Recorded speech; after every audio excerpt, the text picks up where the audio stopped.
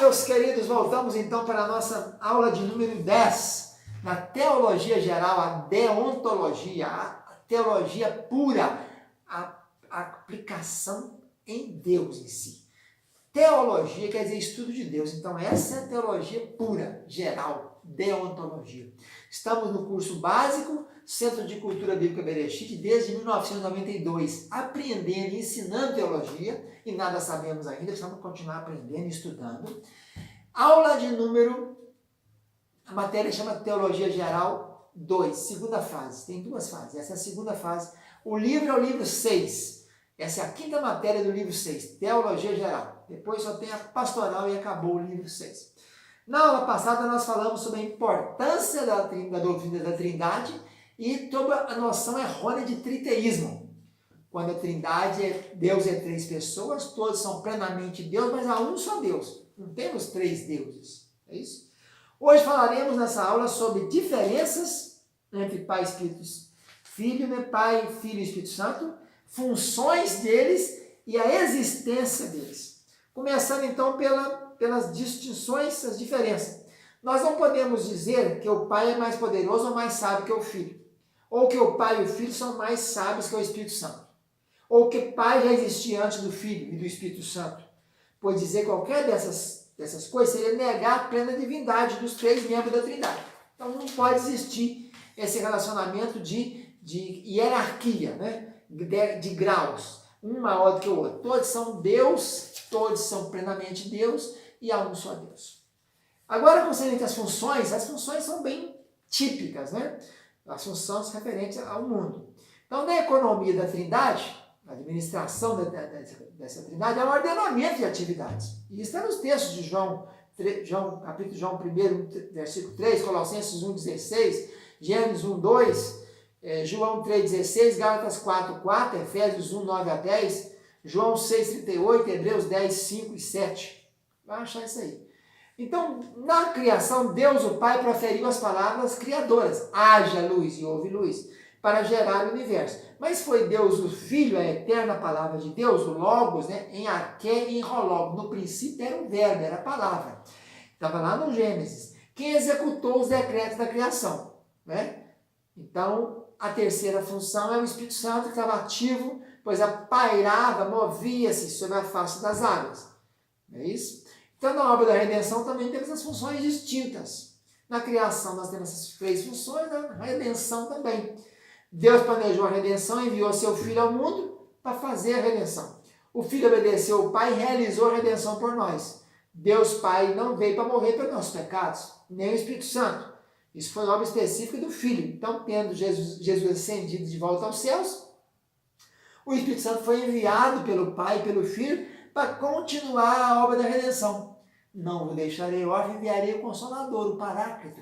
Ele vos ensinará todas as coisas, ele vos fará lembrar. Então, Deus, Jesus e o Espírito. As fases são distintas da sua atuação, né? O Espírito Santo atua na regeneração, na santificação, no fortalecimento para o serviço. O Pai e o Filho se relacionam um com o outro como uma família humana. O Pai dirige, tem autoridade sobre o Filho obedece e submissa às ordens do Pai. O Espírito Santo é obediente tanto às ordens do Pai como ao Filho, né? Em geral, a obra do Espírito é aparentemente levada a cabo, planejada por Deus Pai e iniciada por Deus Filho. Portanto, embora as pessoas da Trindade sejam iguais em todos os seus atributos, assim mesmo diferem nas suas relações com a criação. O Filho e o Espírito são iguais em divindade a Deus Pai, mas são a ele subordinados nos seus papéis.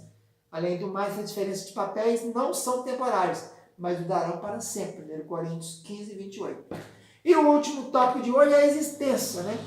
Sobre a existência, falamos da diferença das funções distintas e a existência. O papel de comandar, dirigir e enviar é apropriado à posição do Pai, segundo o qual se molda toda a paternidade humana. Efésios 3, 14 e 15. O papel de obedecer, partindo quando o Pai envia e revelando a Deus a nós, é apropriado ao papel do Filho, João 1, de 1 a 5.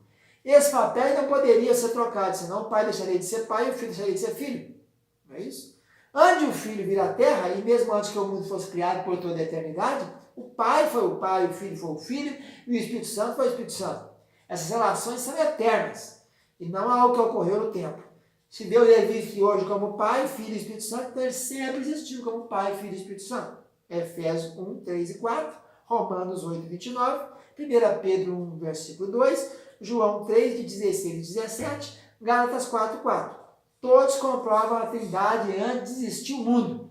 Antes de existir o mundo, antes do Bereshit, antes de fazer Deus criar o céu e a terra, já tinha a Trindade. As diferentes funções que vemos o Pai, o Filho e o Espírito Santo desempenharem são simplesmente ações exteriores de uma relação eterna entre as três pessoas, que sempre existiu e existirá por toda a eternidade. Por fim, poderia-se dizer que não existe diferença em divindade, atributos ou natureza essencial entre Pai, Filho e Espírito Santo. Desculpa. Cada pessoa plenamente Deus e em todos os atributos de Deus. Todos são idênticos. Onisciente, onipotente, onipotente, onipresente, é todos os três, Pai, Filho e Espírito Santo. A ideia de igualdade eterna no ser, mas subordinação dos papéis, é essencial à doutrina da Trindade na Igreja, desde que foi promulgada pela primeira vez no Concílio do Credo de Nicéia, no ano 325, que dizia: o Filho gerado do Pai antes de todas as eras, e que o Espírito procede do Pai e do Filho. Surpreendentemente, alguns textos evangélicos recentes negam essas coisas aí, né? Mas nós temos certeza de que realmente é isso. O mistério da Trindade é um mistério que nós só iremos compreendê-lo completamente na eternidade, né? Que a nossa limitação, a nossa finitude hoje não dá para entender, conseguir diluir, como é que você desmembra, né? Se Deus é um, né? Mas é três pessoas e todos são iguais, mas Deus vai nos abençoar e nós nos compreendendo isso tudo. Fica com Deus, a paz, tchau, tchau.